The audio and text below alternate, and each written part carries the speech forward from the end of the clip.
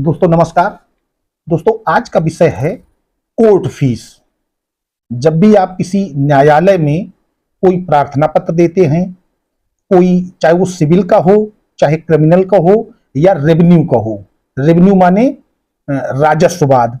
राजस्ववाद का अर्थ होता है कि जब आप कलेक्टर, अपर कलेक्टर, सहायक कलेक्टर, तहसीलदार, नायब तहसीलदार, ये जितने भी मजिस्ट्रेट हैं जो रेवेन्यू के मैटर्स देखते हैं, इन लोगों को जब कोई प्रार्थना पत्र देंगे या कोई दावा देंगे, वाद देंगे, कोई मुकदमा इनके पास जाएगा, या आप सिविल कोर्ट में कोई दावा दाखिल करेंगे, किसी दावे में कोई नया प्रार्थना पत्र देंगे या अन्य कोई ऐसा मिसलेनियस वाद दाखिल करेंगे, या क्रिमिनल कोर्ट में कोई एप्लीकेशन देंगे, चाहे भले ही वो एक ऐसी एप्लीकेशन हो कि केवल उसमें एक्यूज की हाजिरी माफ कराई जा रही हो, तो ऐसे मामलों में कोर्ट फीस लिए बिना आपका कोई काम नहीं करेगी। तो केवल उस समय एग्जम्प्ट कर दी जाती है फीस जब सरकार द्वारा कोई मामला दाखिल किया जा रहा हो, या सरकार की ओर से कोई जवाब लगाया जा रहा हो, या कोई व्यक्ति जेल में है,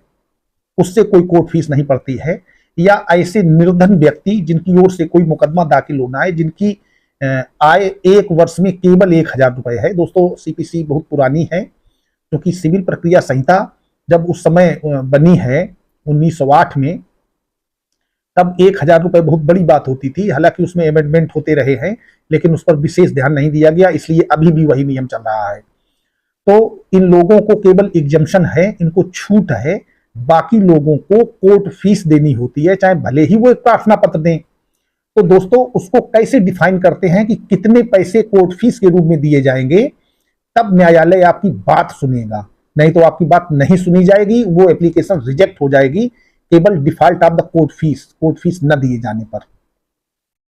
बल्कि सीपीसी में तो प्रोविजंस किए गए हैं आदेश 7 नियम 11 में कि अगर आपने कोर्ट फीस नहीं अदा की है तो आपका प्लेंट रिजेक्ट कर दिया जाएगा, आपका दावा जो है वो निरस्त कर दिया जाएगा, आपको वापस कर दिया जाएगा।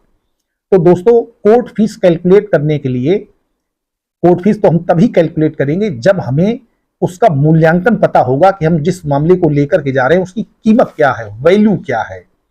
तो सबसे पहले मूल्यांकन आवश्यक है, और कुछ मामलों में कोर्ट फीस निश्चित है कि आप जो प्रार्थना पत्र दे रहे हैं या कोई कॉन्टेक्ट कर रहे हैं उस पर कितनी फीस लगेगी। जैसे कोई एडवोकेट अगर अपना रजिस्ट्रेशन कराने जाते हैं बार काउंसिल में, तो उसकी फीस पहले से ही निश्चित कर दी गई है 500 रुपए। 500 रुपए की कोर्ट फीस वो स्टैम्प के रूप में हो, स्टैम्प के रूप में ही लगेगी, वहां लगती है। इसके अलावा और बहुत सारे ऐसे हैं, जैसे आप कोई एग्रीमेंट लिखते हैं, नॉर्मल एग्रीमेंट है, तो उसकी कोर्ट फीस है 100 रुपए। 100 रुपए के स्टैम्प पेपर पर ही वो लिखी जाएगी। अब कोर्ट में जब आप कोई प्रार्थना पत्र देते हैं तो उस प्रार्थना पत्र की कैटेगरी अलग अलग है। जिस कैटेगरी का प्रार्थना पत्र होगा उस कैटेगरी की कोर्ट फीस लगेगी। दोस्तों ये कोर्ट फीस एक एक्ट बना है, इसको कहते हैं, ये बुक है द कोर्ट फीस एक्ट 1870। ये अंग्रेजों के समय 1870 में एक्ट बनाया गया था, जिसको कोर्ट फीस एक्ट कहते हैं। कोर्ट फीस माने होता है न्यायालय फीस अधिनियम 1870। दोस्तों ये बहुत ज्यादा महंगी बुक नहीं होती है, नॉर्मल बुक है, आप लोग खरीद सकते हैं। इस बुक में आपको 2 टेबल दी हुई हैं, 2 सारणी। सारणी की बात बाद में करते हैं, पहले करते हैं कि मूल्यांकन कैसे होगा। जो 2 सारणी दी हैं, 2 इसमें इंडेक्स वो दिए हुए हैं, इन दोनों अनुसूची जो दी हैं, इन दोनों अनुसूची में एक में कैलकुलेटेड फीस दी हुई है। शेड्यूल्ड 1 में, शेड्यूल्ड 1 में कैलकुलेटेड फीस इस तरीके से दी है कि जब कोई मुकदमा इतने रुपए मूल्यांकन का होगा तब उस पर निश्चित इतने रुपए कोर्ट फीस आएगी। जैसे अगर किसी वाद का मूल्यांकन आपने 100 रुपए किया है, 95 रुपए से 100 रुपए तक है, तो उस पर आपको 10 रुपए न्याय शुल्क देना होगा। तो दोस्तों पहले मूल्यांकन समझ लेते हैं कि मूल्यांकन कैसे, मूल्यांकन माने वैल्यू, टोटल उसकी कितनी कीमत है, उस मुकदमे की वैल्यू कितनी है। दोस्तों जब आप कोई सिविल सूट दाखिल करते हैं, क्योंकि क्रिमिनल मुकदमे का वैल्यूएशन नहीं निकाला जाता है, उसमें कोई वैल्यूएशन की आवश्यकता नहीं है। वो कोई मतलब ही नहीं है उसका वैल्यूएशन से। उसमें तो क्रिमिनल केसेस में केवल मिसलिनियस एप्लीकेशन जाता है या कोई परिवाद जाता है, तो परिवाद जाता है तो उसकी भी फीस 2 रुपए है। और अगर कोई मिसलिनियस एप्लीकेशन जाता है, जैसे 156(3) से कोई मुकदमा दाखिल करते हैं, तो उसकी भी फीस 2 रुपए है। 2 रुपए की टिकट आपके प्रार्थना पत्र पर लगेगी और साथ में उसके एफिडेविट होगा। एफिडेविट की फीस न्यूनतम 10 रुपए है, तो 12 रुपए खर्च होंगे उसमें कोर्ट फीस के रूप में, और वो दाखिल हो जाएगा। इसी तरीके से अगर कोई परिवाद है तो परिवाद की भी फीस जो है वो 2 रुपए है, और उस पर तलबाने लगेंगे और साथ में एफिडेविट लगेगा, उस पर 10 रुपए लगेंगे। तलबाना पर पर्सन 5 रुपए का लगता है एक आदमी पर। तलबाना का मतलब होता है उनको तलब करने के लिए प्रोसेस फीस ली जाती है, और प्रोसेस फीस का निर्धारण जनरल रूल्स क्रिमिनल और जनरल रूल्स सिविल में किया गया है। तो दोस्तों, जनरल रूल्स क्रिमिनल में नियम 17 में प्रोसेस फीस का विवरण दिया हुआ है कि किस मामले में कितनी प्रोसेस फीस लगेगी। समन्स के लिए अलग है, बीडब्ल्यू के लिए अलग है, बीडब्ल्यू माने बेलेबल वारंट, और एनबीडब्ल्यू के लिए अलग है, नॉन बेलेबल वारंट, और 82-83 के लिए अलग है, माने कुर्की वारंट या कुर्की की उद्घोषणा। तो वो अलग विषय है, उसको बाद में देखते हैं। अभी चल रहा है कि कोर्ट फीस कितनी आपको देनी होगी। और दोस्तों, जब आप सिविल कोई मुकदमा ले आते हैं तो उस सिविल मुकदमे में उसकी वैल्यूएशन अलग अलग प्रकार से की जाती है, क्योंकि सिविल के दावे अलग अलग कैटेगरी के होते हैं। इसको ये किस कैटेगरी के हैं, ये इसी न्यायालय फीस अधिनियम 1870 की धारा 6 में आपको सारे मिल जाएंगे। धारा 6 में है, मुसफ़िल न्यायालयों में लोक कार्यालय में दाखिल आदि किए गए दस्तावेजों पर शुल्क, fees on document file ETC in mofussil court और इन पब्लिक ऑफिसेस। माने आप ऐसे मामले जो मुसफ़िल कोर्ट में दाखिल कर रहे हैं, ये इसी को तो मुंसिफ कोर्ट कहते हैं, इस कोर्ट में जो आप दावा दाखिल करेंगे उस पर किस दस्तावेज पर कितनी फीस आप देंगे। तो फीस तो तभी देंगे जब वैल्यूएशन होगी। तो दोस्तों, वैल्यूएशन इस तरीके से है। इसकी मैं कुछ विशेषताएं बता देता हूं, क्योंकि ये जब इस विषय पर वीडियो ही आया है तो उसको समझ लेना जरूरी है। इसमें कुछ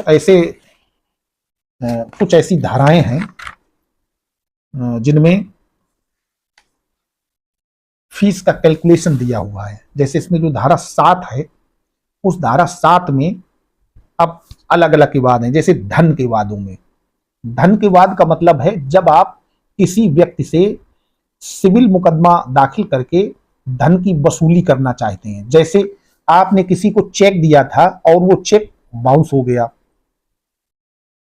चेक बाउंस हो गया, तो जब बाउंस हो गया तो बाउंस होने के बाद उस पर 2 विकल्प आपको प्राप्त हैं। एक तो आप चेक बाउंस का मुकदमा परक्राम अधिनियम के अंतर्गत ले आए।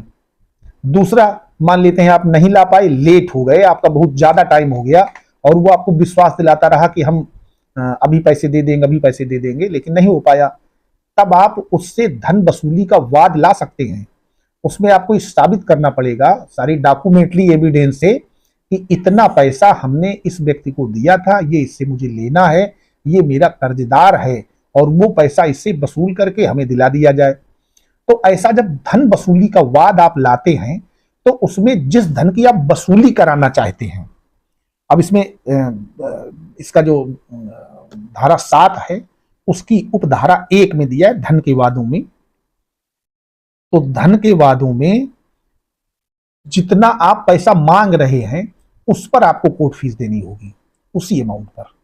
दूसरा, भरण पोषण और वार्षिकियों के वादों में जब मेंटेनेंस आप मांग रहे हैं, और या आप ऐसा मांग रहे हैं कि मेंटेनेंस मंथली दिया जाए या सालाना दिया जाए, तो उसमें अब देखो, इसको भी बता दूं, मेंटेनेंस केवल धारा 125 सीआरपीसी में ही नहीं मांगा जाता है, और भी सिविल अधिकार हैं आपको मेंटेनेंस मांगने के।